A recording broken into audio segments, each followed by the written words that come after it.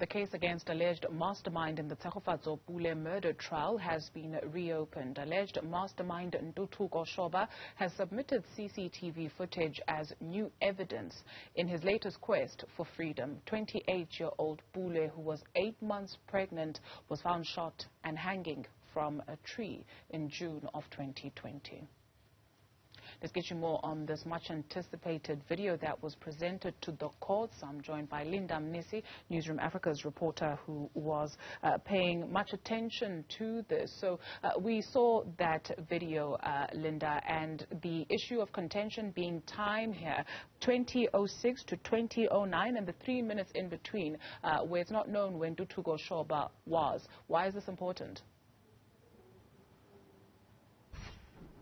Yeah, you'll remember to do that. That was a big talking point during the closing arguments of what exactly could have happened in those 3 minutes. The state saying that Ntuthuko Shoba spent that 3 minutes in the presence of Pule and that particular vehicle. We know that that vehicle was being driven by the convicted killer in this case, Muzigaise Malepane.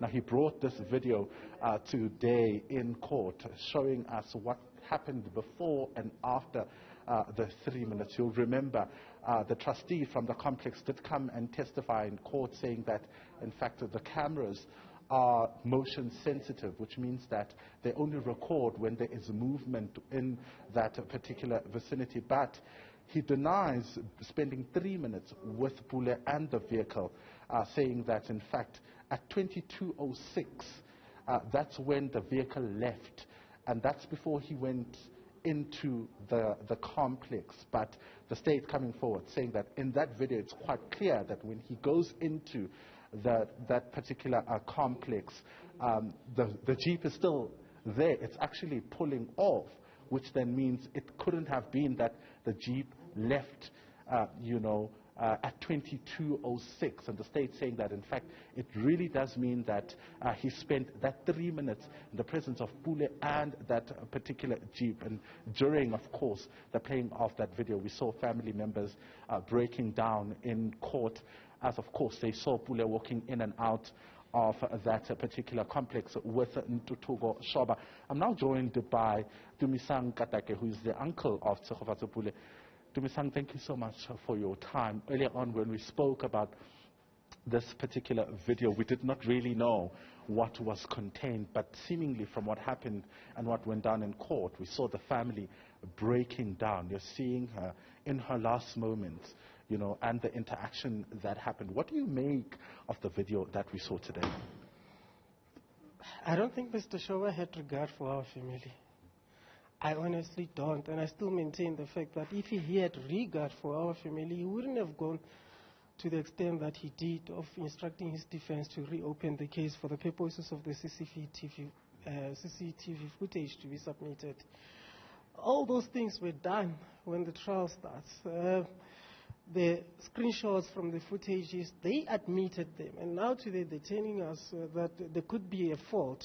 They had that opportunity to even cross-examine Mr. Watson when he was taking the stand and he was leading the evidence. So it's just leading the evidence through the back door to say to the court, look, there could be a fault on the footage.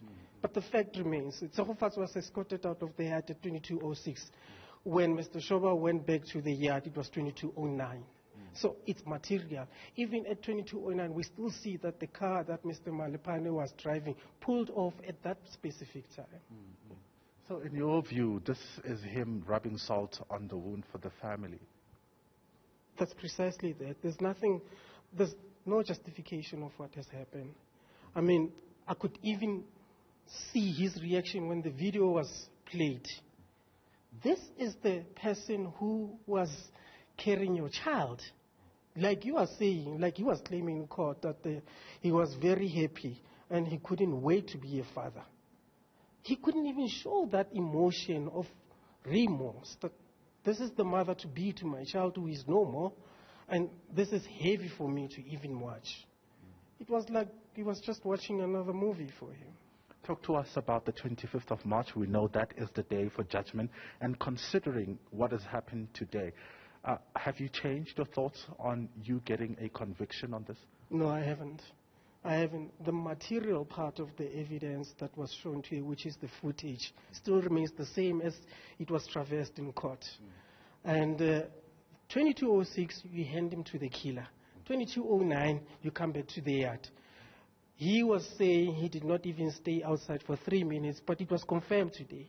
Despite the fact that there is a jump, or whether it was an edit, or whether we know, what we know is that the footage only records when there is a motion.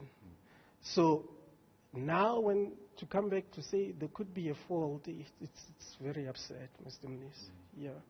All right, that's Dumisani Katake there reacting to the events that unfolded today in court. He also speaks about their submissions that was made by the defense, saying that, in fact, earlier on, before Muzigaisa arrived, Tshegofatso went out with Ntuthuko Shoba out of the complex, but they later came in. You'll remember the defense saying what prompted them to then come out before that 2206, or in that 2206, is the fact that the Muzigaisa Malepane called the disputed number, and that's why they exited the complex. So the defense saying that in a different camera, it doesn't show them coming out the first time, but only shows them going inside the first time, which means that there could be fault in these cameras. So saying that, in fact, the credibility of these cameras then comes into question. To use his exact words, he says the red flags or the red lights must now start flashing around